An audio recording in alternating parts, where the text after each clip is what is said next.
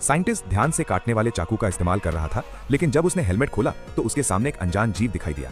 उसने एडजुटेंट के चेहरे को अपने शरीर से कसकर पकड़ लिया और उसकी बाकी पूंछ उसकी गर्दन से कसकर चिपकी हुई थी। लोगों को नहीं पता कि एडजुटेंट अब कैसे सांस ले रहा है, लेकिन जिस सीने से वो अभी भी उठ रहा था उससे सभी ने अंदाजा लगाया कि एडजुटेंट अभी भी जिंदा होगा।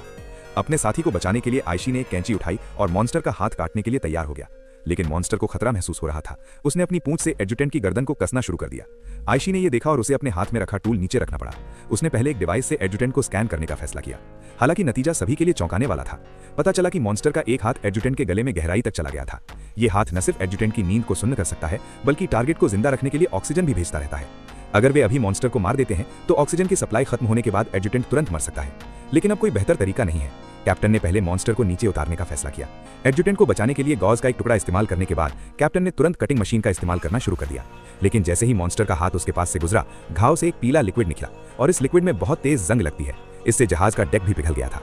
कैप्टन तुरंत इन्फर्मरी से बाहर भागा। वो जहाज के अगले लेवल की ओर दौड़ने लगा। जब वो यहाँ पहुंचा तो पूरा डेक पिघल चुका था और लिक्विड अभी भी अगले लेवल को जंग लगा रहा था। इसलिए सदस्य नीचे की ओर भागते रहे।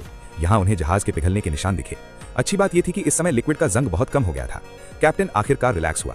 उसने टूल उठाया और उस छेद को छुआ जो पिघल गया था, लेकिन उसने पाया कि उसके हाथ में टूल अभी भी आसानी से खराब हो रहा था। और ये मॉन्स्टर का बस एक छोटा सा निशान है। इसकी ताकत हजारों बार के हिसाब से ज्यादा है। उन्होंने इतनी ताकतवर डिफेंसिव एबिलिटी कभी नहीं देखी। अब कैप्टन उसे दोबारा मारने की हिम्मत नहीं कर सकता।